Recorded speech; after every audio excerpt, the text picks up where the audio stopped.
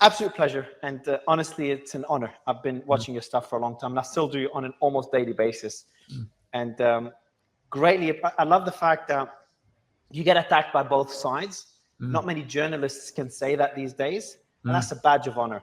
And I think people don't understand how difficult it is to not please either side, because a lot of times it's very tempting to take one side or another. So more compliments to you, Piers.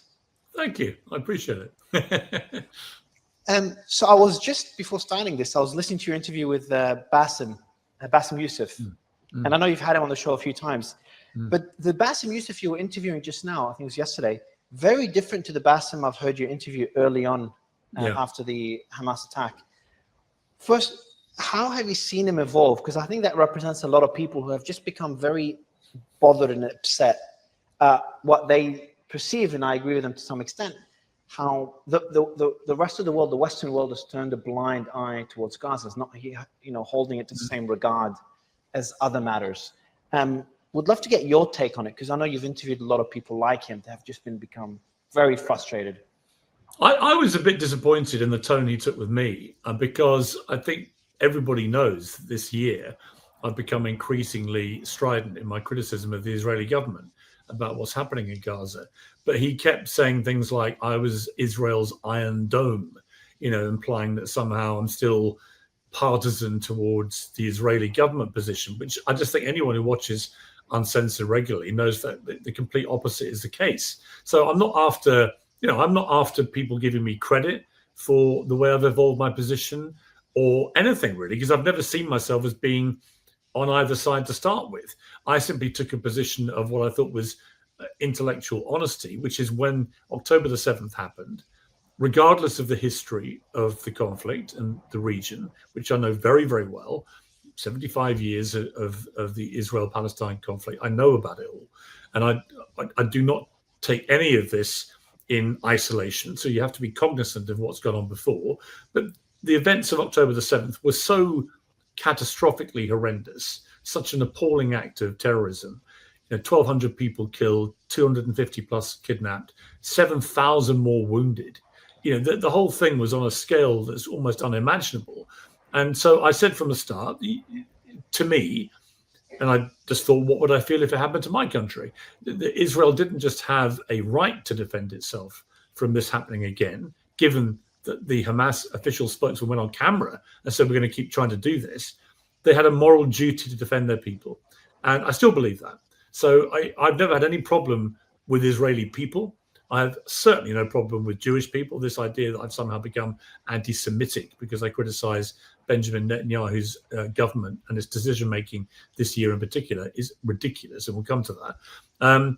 But the way that my view has evolved has been really since the start of this year, when I could see that Israel was not achieving its war aims.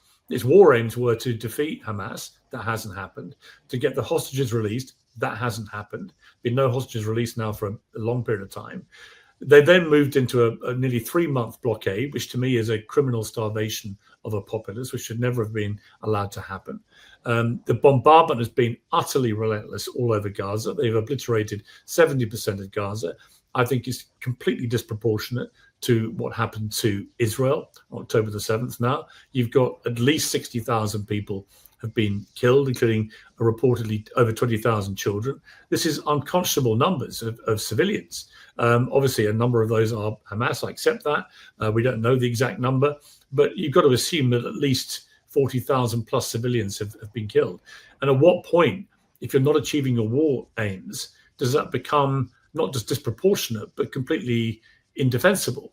And I think we're rapidly reaching that point, particularly in the context of the way that people like Smotrich and Ben-Gvir, these hard right, hardliners on the Israeli government cabinet, the way they've been talking now quite brazenly and openly about ethnic cleansing. As far as they're concerned, this is a great opportunity to get all the Palestinians out of Gaza, to kick a load of them out of the West Bank, to take control, to create a series of emirates and so on, and to get really what I suspect those guys in particular have had this dream harboring for a long time, which is an opportunity out of the tragedy of October the 7th to actually displace and ethnically cleanse the Palestinians.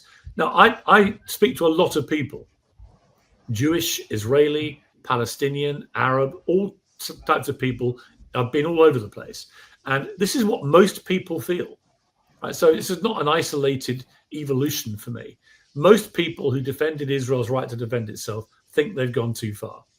Most people think that the language coming out of the cabinet ministers like Ben-Gvir and Smotrich is now ethnic cleansing. And at some point, the world has to understand what they're saying, understand they probably mean it, and what do we then do about that? None of this is a criticism of the Israeli people or Jewish people. And this way that they have tried, and I'm sure we're going to come to Charlie Kirk and his slight evolution as well on this issue, the way that anyone that has criticized the Israeli government, particularly if you were formerly supportive of their right to defend themselves, is immediately traduced as being anti-Semitic, has been one of the uglier aspects of this war, because there is no link between criticizing a government and hating its people, to me. Yeah, that link has been crazy, especially when I heard Tucker Carlson's interview with Ted Cruz, and how Ted Cruz tried to label him as anti-Semitic. And I was just listening to you say that disclaimer, and you've said it time and time again. We shouldn't even need to mention that disclaimer. We shouldn't even need to say, hey, I'm criticizing Iran, but I don't mind. We never say this.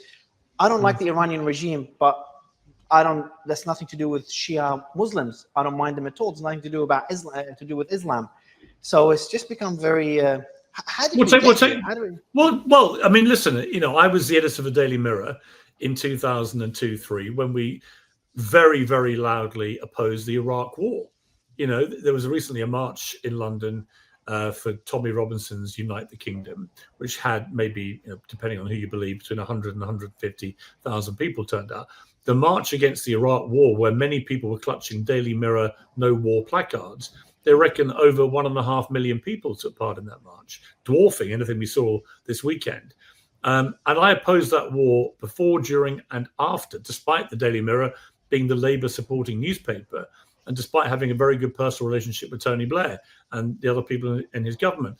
And what was interesting about that is at no stage did anybody assume that I was then attacking the British people, right? People could understand very clearly I was attacking my government's decision to wage what I believe to be, and still believe to be, an illegal war against a sovereign country for reasons that had nothing to do, as they were trying to claim, with weapons of mass destruction, which simply didn't exist, or to do with Saddam Hussein's culpability for 9/11. He had none. This was entirely a ridiculous, illegal war waged against a country that had nothing to do with it because of historic problems that the Bush family had with Saddam Hussein. Okay, let's be honest about what happened there. And the repercussions of that illegal war have been stupendously bad for the world. So, but again, coming back to that central point, I don't remember people saying, well, that means you must be anti-British.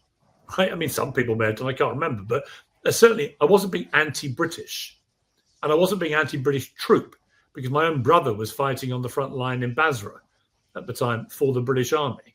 So obviously I didn't have a problem with British troops who were only obeying their orders, but I had a big problem with my government. I have the same problem with the Israeli government now, like I do with many governments about many different things. But it doesn't mean I hate their people. And I'm not, as you said, I don't know how we got there. Yeah, exactly. Imagine criticizing the British government or the US government for the wars in Iraq and Afghanistan by saying, hey, I have nothing against Americans or Christianity. It's unfathomable.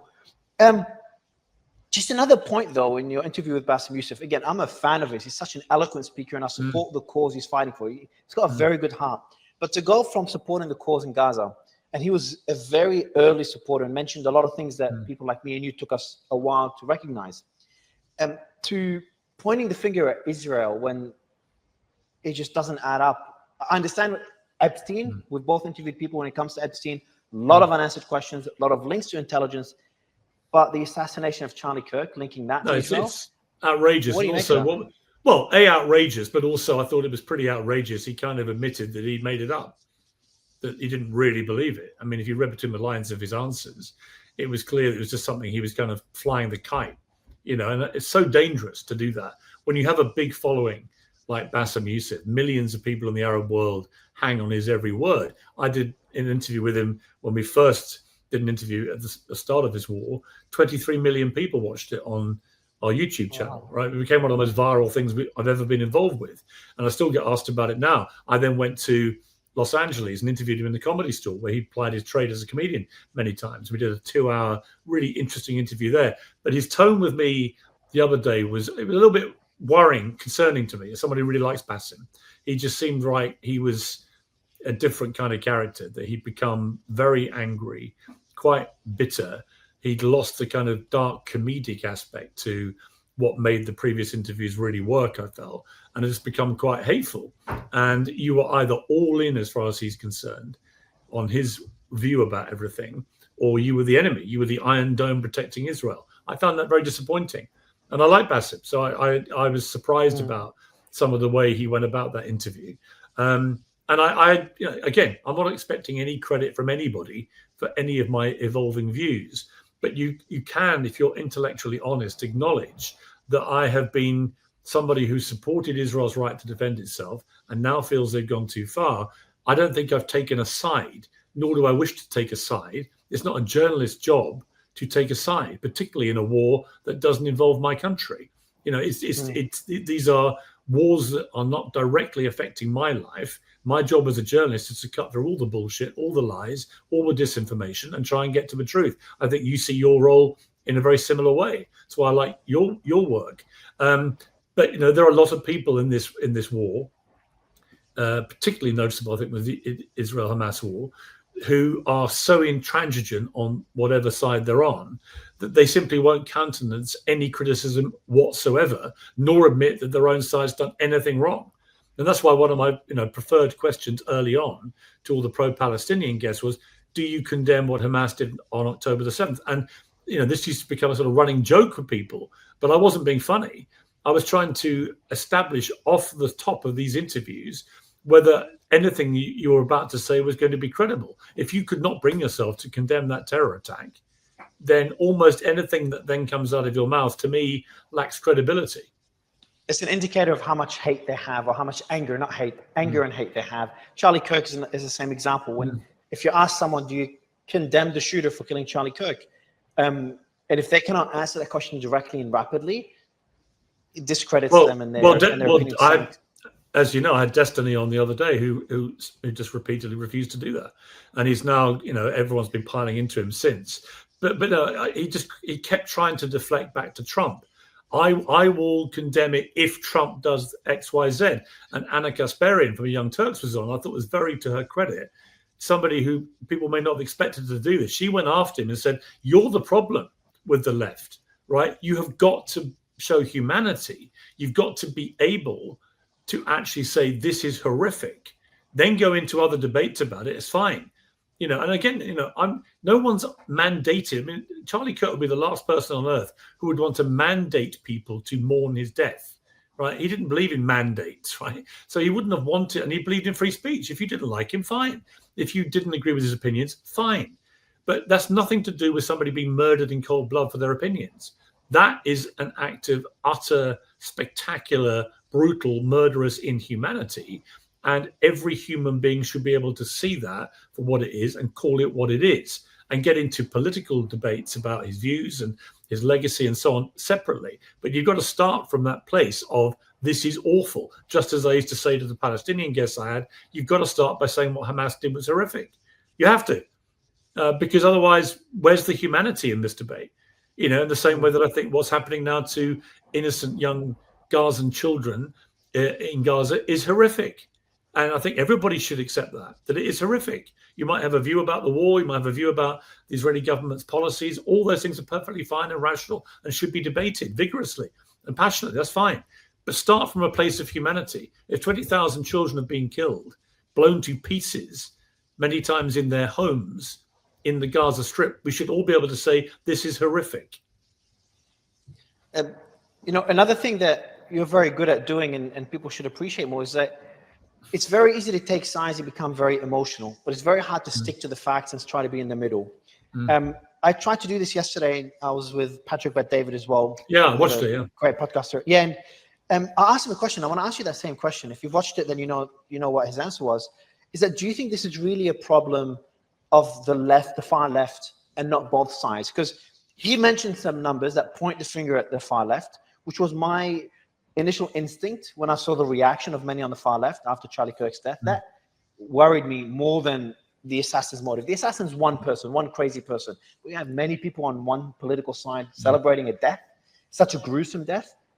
That's crazy. But then I did look into the numbers, and when I looked into the numbers, and when you look at assassination attempts, they're pretty balanced on both the left and the right. Even more, according to different reports, and that's based on FBI data, it's more right-leaning deaths, where about 75% of the killings versus 25% on the far left on a column. Does that mean it's a both sides problem? And then Patrick did mention the stat you saw in the interview that he looked up a stat that said the majority of far left, significantly more than the far right, that condoned killing someone you disagree with, or something along those lines. Right. So that's. I would love to get your thoughts on this. Yeah. So I think it is a both sides problem. I think that both sides have got extremists on the far left and far right who will shoot people to silence them. And we've seen evidence of that repeatedly. I think that the particular issue that the far woke left have, which I have not observed in the same way with the opposing, if you like, the far right, whatever you want to call them, is the unbelievable glee with which they have been celebrating Charlie Kirk's murder. I do not believe if a left-wing equivalent, Mehdi Hassan, somebody like that, if they were brutally murdered like that, I don't think you would have seen, maybe I'm being naive, but I don't think you would see from the right the same glee at the brutal murder of a left-wing commentator. I think they would have the decency, I hope they would, I think they would, to have the decency to say this was horrific and shouldn't have happened. You're always going to get some nutters, but I have been staggered and horrified, genuinely. As somebody who used to proudly identify as pretty liberal, and still have pretty liberal views when it comes to social stuff, I have nothing in common with the woke left. I've written a whole book called Woke is Dead, coming out in October, which details the horrific journey we've gone on being sucked into this woke insanity and how we've managed to thankfully crawl ourselves back out of it. But when you see teachers and university administrators and professors and doctors and nurses and influencers and so on, all over social media, gleefully celebrating the murder of a 31-year-old husband and father of 2 young children because he had views that someone didn't like. It is terrifying. It's terrifying to see the utter inhumanity in their faces as they do this. And there is no justification for it. Now, I would condemn it, whoever is doing this. So if we have an example, God forbid, of somebody on the left who gets killed, I will look very closely to see the reaction from people on the right to that killing. And there's no doubt, if you look at things like the attack on Nancy Pelosi's husband, there were some very inappropriate, gleeful responses to that, which I thought were abhorrent. So, I will call out abhorrent reactions to these things whenever I see it. But I do think it's a particular problem for the woke left. They seem to have lost not just their common sense, but their humanity. And that's not to give a whitewash to the right. They have their own problems with extremist violence. We've seen it again and again. It definitely is a both sides issue. But right now, there's a particular double-pronged issue with the killing of Charlie Kirk, not just the murder itself, but the reaction from so many people to that death has been really disturbing. I agree. What I'm trying to understand, though, is what caused it and how do we solve it? So one thing I've been trying to dig into in recent interviews over the last 2 months is, we're big believers in democracy, British, Australian. We live in democracies, and we both look at the US as like the last bastion of free speech, especially with what's happening in the UK, to a lesser extent in Australia. But do you feel like, especially what we've seen in the last few days, are we seeing a flaw of free speech? Free speech is what leads to hate and echo chambers with social media algorithms that could lead to violence like we're seeing now, polarization like we're seeing now. Political violence has gone up 300% since 2016. So is that a flaw of free speech? And if so, should we look at solving it somehow? Well, I think it's double-pronged. So I think social media is a massive part of this. And I love social media. So I speak as a big fan of social media. I have millions of followers on social media. But because I have millions of followers, I see the good, bad, and ugly of it all day long. Spend an hour in my feed and you'll see exactly what I'm talking about. It is like the Wild West. I think it needs to be better regulated by those who own these platforms. And the balance to me is fairly straightforward. People misunderstand what free speech is. Free speech is not an ability to listen to somebody who you agree with. We can all do that. Free speech means that you tolerate other people's views, even if you find them hateful, objectionable, or offensive. The dividing line where it crosses any acceptable line for me is where you incite, instigate, encourage, or even perpetrate violence. Right? That has to be the line for everybody with free speech. You are not allowed. It's actually a crime, right, to incite violence, to do that. But that's not the same as hate speech. I can say about you, Mary, I can say, I absolutely hate you. I hate everything you stand for. I hate all your views. You're a despicable, loathsome, blah, blah, blah, right? And that's fine, right? You may not like it, but I'm entitled to that opinion, and that is free speech. I should not be punished for that. I should not be jailed for that or have the law, as Pam Bondi, the Attorney General, seemed to get very confused about this, that she was talking about going after people who were criticizing Charlie Kirk in the wake of his death, using the full force of the law to do that. No. And I was pleased to see people on the right immediately call that out as well, because it was obviously incredibly hypocritical, because the right spent the last few years screaming at the left to stop doing this. You don't weaponize the law to censor people's right to free speech, especially in America, which is covered by the First Amendment.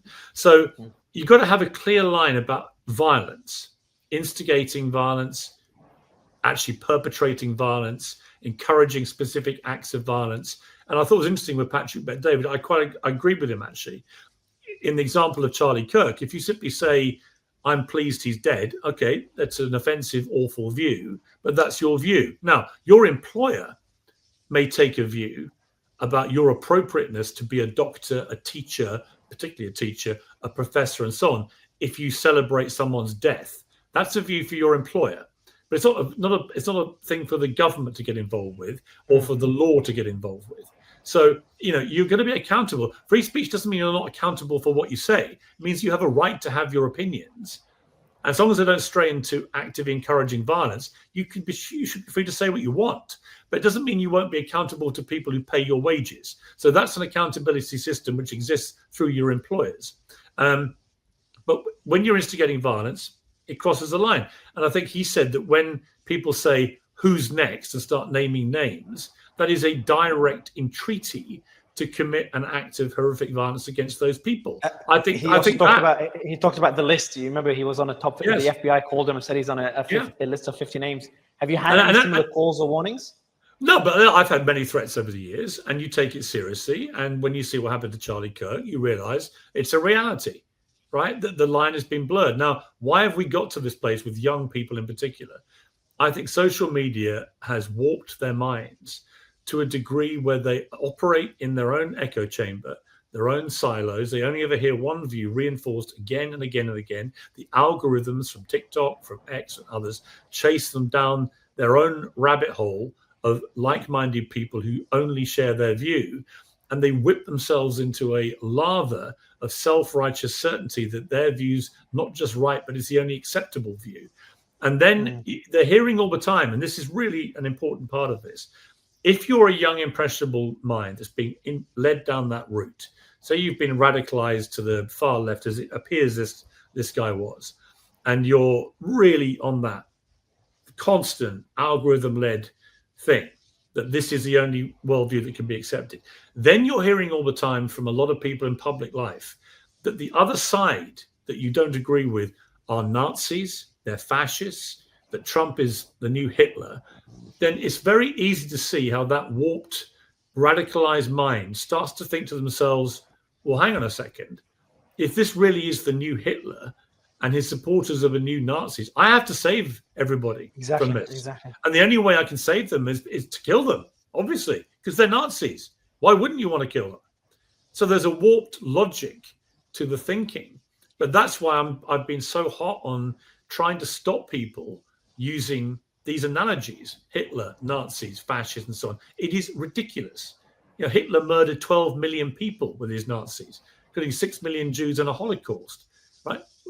What has Donald Trump done that can possibly lead anybody to credibly say he's the new Hitler? It's an obscene lie, but on the wrong impressionable mind, it becomes a very dangerous lie. It becomes something that ferments in their deranged brain to the extent they think, I need to act against these fascists, Nazis, and Hitler. Yeah, you can brainwash good people to do horrible things. I'm not talking about Charlie Kirk's assassin. I'm talking historically. We've seen this throughout wars, children killing innocent civilians after being brainwashed. And again, you've seen, would you say with the right calling the left communists, Marxists, radical socialists, baby killers, or then you got all these QAnon conspiracies, you got the gunman that went to Pizzagate pizza parlor as well. With that going on, it's been going on for a long time. And that's all horrific too. And unacceptable. Agree. And I don't want to, probably not the best time to make it a both sides problem, because right now it's the left that should be blamed for the response to Charlie Kirk's assassination. So probably this is a discussion for later. But the reason I bring it up is Patrick Bet-David, again, we're referencing him because it's a similar discussion, is that he did talk about a concern he has that we're slowly sleepwalking into potential civil war. Now, that's a word I don't use lightly because, I don't want to feed the fear-mongering. But do you believe that we should start worrying about this from what you're seeing? Because the reason I ask you specifically that question, you've been doing this a really, really long time, covering such topics. If you look at it historically, are we significantly worse than we were 10, 20, 30 years ago? No, or is about the same? Okay. No, I don't think so. And the reason I say that, if you go back to the 60s, right, there were race riots, civil riots, there was the Vietnam War protests, there were the assassinations of JFK, RFK, MLK, right? There was an incredibly violent period in American history. And so I don't think we're in that place, right? I think the difference is social media is amplifying everything to a massively higher degree and bringing it right into young people's brains and eyes through their phones. When I was like a teenager, you couldn't see all this stuff. You just couldn't see it. You couldn't see the imagery from, so let me get rid of this. You couldn't see all the imagery from war zones and stuff unless it was being revealed by mainstream media, who were very careful what they put into the public domain. There were no phones, there was no internet, there were no emails, there were none of this stuff. There was no TikTok, none of these influencers or anything. So my brain was very protected actually by the reality of what I was exposed to. I've got 4 kids, and when I see what they can access on their phones all day long, it's scary, and it's bound to have a negative impact on them. That's why I think you're seeing Jonathan Haidt wrote this brilliant book about this. Since smartphones became smart in 2010, you can literally chart from that moment on the massive increase in young people suffering from anxiety, depression, suicidal thoughts, and so on, because they're suddenly being exposed to all sorts of negative dopamine rushes all the time, and it's scrambling their young impressionable brains. And I think that's part of the problem. We don't know the full circumstances behind Charlie Kirk's shooting, but it appears he's come from a reasonably normal conservative family in Utah, and something has radicalized him to the left. It seems unarguable that now. That's what all the investigators are saying their evidence is taking them. He apparently had a relationship with somebody who was transitioning. Did that make him detest Charlie Kirk because of his views on the trans issue? We don't know yet. What a silly topic to kill someone and go to jail, spend the rest of your time. Well, absolutely crazy. And the most obnoxious thing about the Charlie Kirk story, and there are many obnoxious things, and the most obnoxious is the fact he died and was murdered. But one of the really obnoxious aspects to it is that he was leading the way in inviting open debate with people who disagree with him. So if you didn't agree with him that, for example, trans athletes should not be allowed to compete in women's sport, well, he would listen to you. Let's have an argument. Let's discuss it rationally. Let's have a discussion about how, we both lay out our positions here. That was Charlie Kirk. He liked doing that. That's why he went to university campuses and lined people up, come and have an open debate with me. I really admired him for that, even though I didn't agree with some of his views. Especially some of his more religious-led views. But I respected him for the fact that he would always encourage people to have open debate with him. That's what we should all want to have. And with this brutal act of murder, what this shooter has done is terrify people and made people think, can I express myself honestly and freely? Can I have my own opinions anymore? Or is someone going to shoot me for them? And honestly, I say to my woke left friends, this is why I call you the modern day fascists, even though you profess to say that you abhor fascism. Actually, this is the behavior of fascists. You silence and vilify and cancel your opponents, people that don't agree with you, and you end up killing them. That's what fascists do. First, I'm glad by you saying that you don't see what we're seeing right now as too worrying and us heading towards civil war. Well, it's worrying. Don't get me wrong. Worrying, but not incomparable to the last few decades. I think back to my grandmother, to add to that, right? My grandmother was 19 when World War II broke out, and 25 when it ended. She lost 6 of the best years of her life to World War II. We can't imagine how horrific living through a world war must have been. And yet she carried on after the war to lead 70 more great years and had a great time and a great life. So, I don't think we can compare what's happening now to World War II.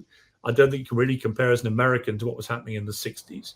I think that I saw Stephen Pinker, I think it was, on Bill Maher last week, and he's written a big thing about how it's the best time statistically to ever be alive. People are living longer, they're living healthier, there's less child poverty, water's cleaner, there are fewer wars actually statistically than in recorded history, and so on and so on. And Bill Maher asked him, do you still believe that? And he said, yes, this is actually, whether we want to believe it or not, or whether it feels like it or not, this is actually the best time to ever be alive, statistically. So, true. When people say it's worse now than ever, I simply say, let's get some perspective. Everything is amplified 1,000,000 times worse by social media. I agree. I agree 100%. I always say this to people when they're kind of talking about the end of the world.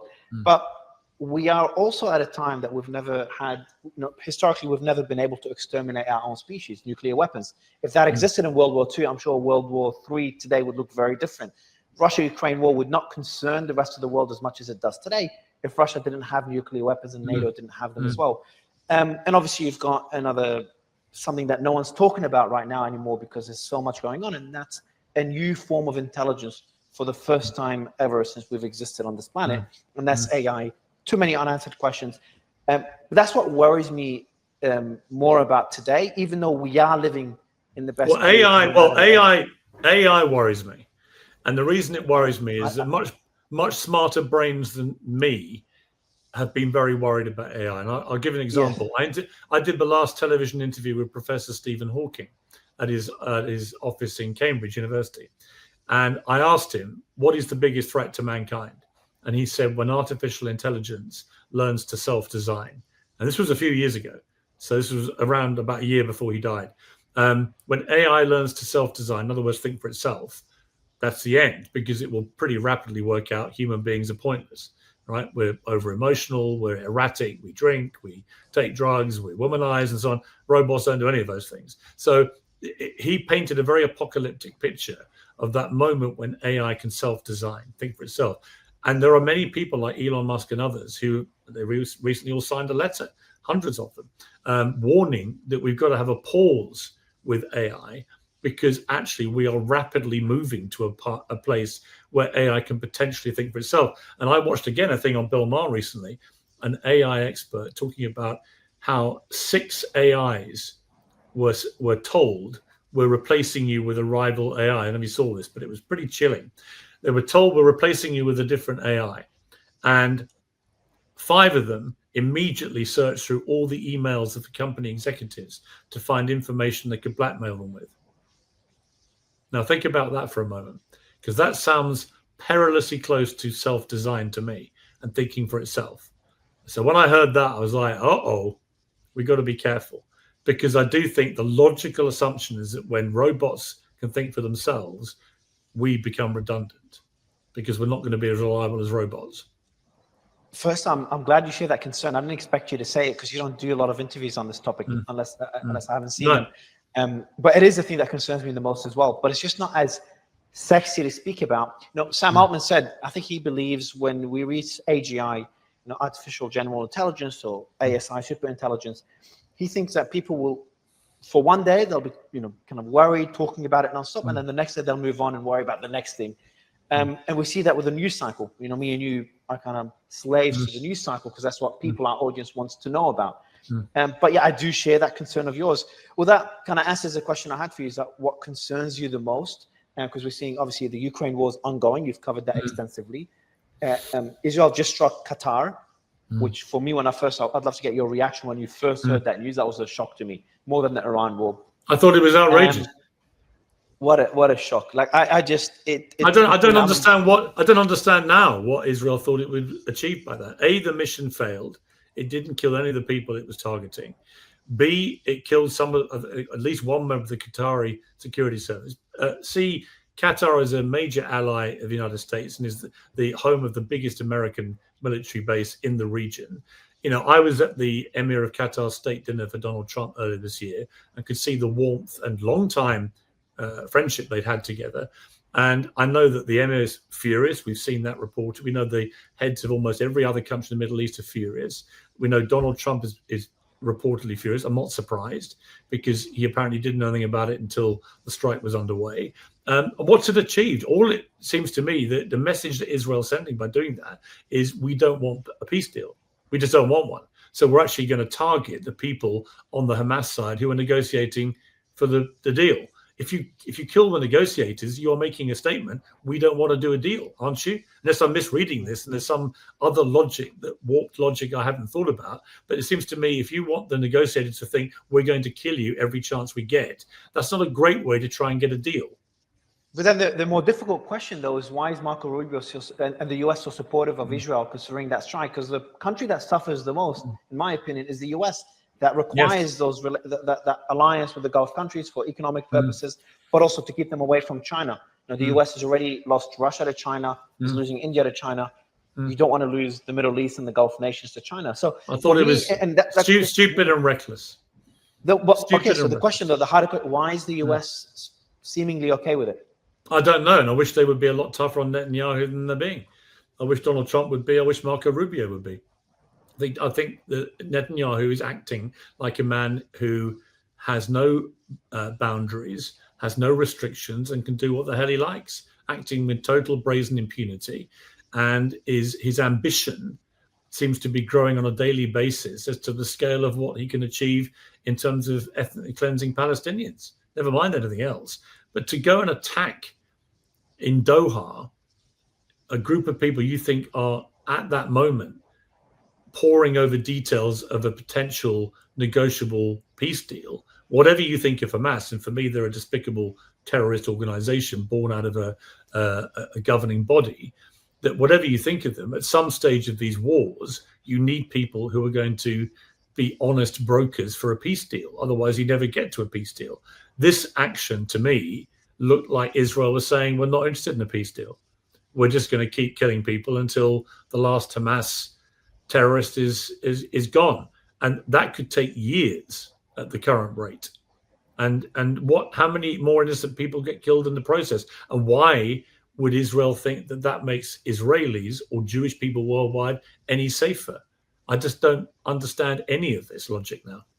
So I'll ask you a question I asked one of your guests, Ambassador Huckabee, earlier today, and that's, what is the return on, you can call it return on investment as a business person, that's how I look at things.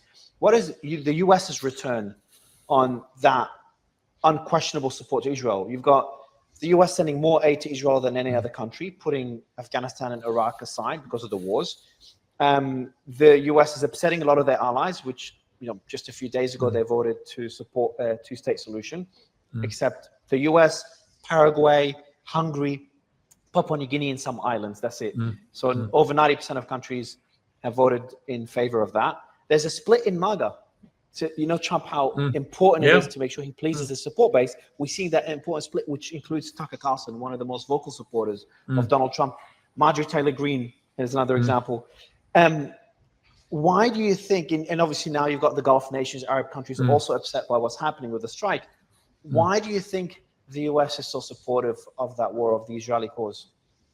Well, I think it's an historic alliance. I also think it's undeniable that Israel is the only proper democracy in the Middle East. And I do think there's a lot of people within Israel beginning now to speak out against what their government's doing in their name, which is, I think, encouraging. But look, I think that America's taken a view. We are all in with Israel because Israel would be all in with us. They're our allies, and this is what we're going to do. But I do think that the most valuable friends that anybody has, either in their own lives or politically, are the ones who are not afraid to be critical when it's warranted.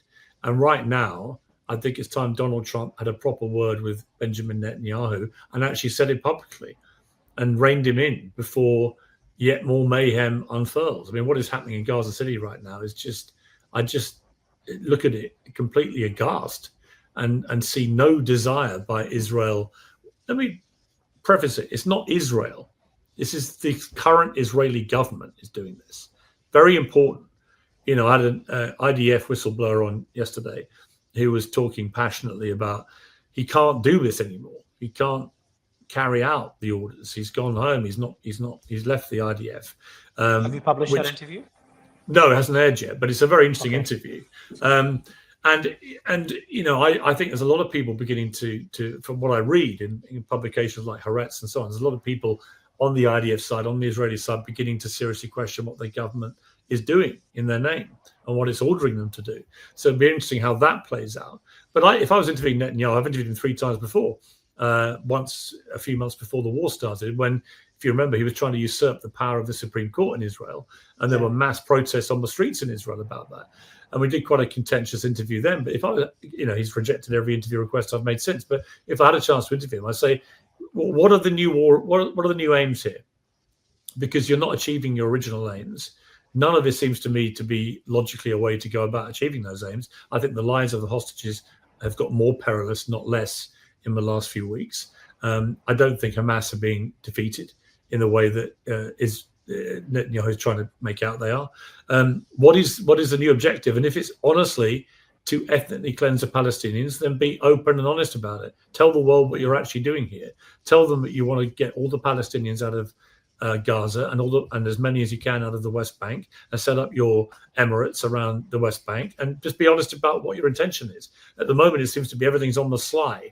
You hear little bits and pieces from Smotrich, Ben-Gvir, and Netanyahu himself and others, but there's no clear mission statement that's been put out to the world. If you want to do this, own it.